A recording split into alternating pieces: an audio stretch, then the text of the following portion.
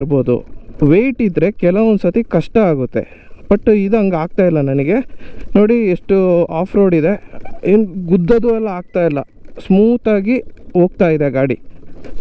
ಮತ್ತು ಇನ್ನೊಂದು ವಿಷಯ ಏನು ಗೊತ್ತಾ, ಬ್ರೇಕ್ ಹಿಡಿದ್ರೆ ನೋಡಿ ಎಷ್ಟು ಎಕ್ಸಲೇಟ್ರ್ ಕೊಟ್ಟರು ನೋಡಿ ವರ್ಕ್ ಆಗೋಲ್ಲ. ಬ್ರೇಕ್ ಹಿಡಿದ್ರೆ ಅದೇ ಬ್ರೇಕ್ ಬಿಟ್ಟರೆ ನೋಡಿ ಹೋಗುತ್ತೆ ಮುಂದೆ. ಅದು ಆ್ಯಕ್ಚುಲಿ ಒಳ್ಳೆಯದು. ಏನು ಅಂತಂದರೆ ಪ್ರೈಸ್ ಪಾಯಿಂಟ್ ಆಫ್ ವ್ಯೂವಲ್ಲಿ ಮತ್ತು ಸೇಫ್ಟಿ ವೈಸ್ ಎಲ್ಲ ಒಳ್ಳೆಯದು. ಯಾಕೆಂತಂದರೆ ಹೆಂಗಸರು ಎಕ್ಸಲೇಟ್ರ್ ಇಟ್ಕೊಂಡು ಬ್ರೇಕ್ ಹಿಡಿತಾರೆ ಕಂಬರ್ಷನ್ ಇಂಜಿನ್ ಪೆಟ್ರೋಲ್ ಗಾಡಿಗಳಲ್ಲಿ. ಅದೇನಾಗುತ್ತೆ ಅಂದರೆ ಬ್ರೇಕ್ ಪಾಪ ಒದ್ದಾಡ್ತಾ ಇರ್ತದೆ ಗಾಡಿ ನಿಲ್ಸೋಕ್ಕೆ, ಬಟ್ ಅದು ಗಾಡಿ ನಿಲ್ಲಲ್ಲ. ಯಾಕೆಂತಂದರೆ ಇಂಜಿನ್ ಬಂದು ತಳ್ತಾ ಇರ್ತದೆ ಗಾಡಿನ ಮುಂದಕ್ಕೆ. ಸೊ ಆ ಒಂದು ಪ್ರಾಬ್ಲಮ್ಮು ಇದರಲ್ಲಿ ನಿಲ್ಲುತ್ತೆ.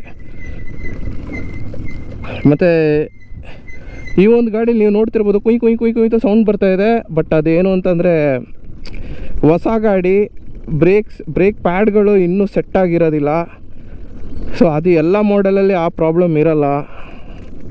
ಮತ್ತು ಇನ್ನೊಂದೇನು ಅಂತಂದರೆ EMI ಕೂಡ ಆಫರ್ ಇದೆ ಇದರದ್ದು. ನಿಮ್ಮ ಜೊತೆ ಒಂದು ಕ್ರೆಡಿಟ್ ಕಾರ್ಡ್ ಇದ್ದರೆ ಸಾಕು, EMI ಬೇಕಾದ್ರೆ ಮಾಡಿಕೊಡ್ತಾರೆ.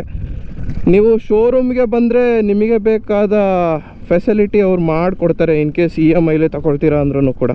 ನೀವು ನೋಡ್ತಿರ್ಬೋದು ತುಂಬ ಸ್ಟೈಲಿಶ್ ಆಗಿದೆ ಮತ್ತು ಚೆನ್ನಾಗಿದೆ, ಕಟ್ಟಾಗೋ ಥರ ಇಲ್ಲ.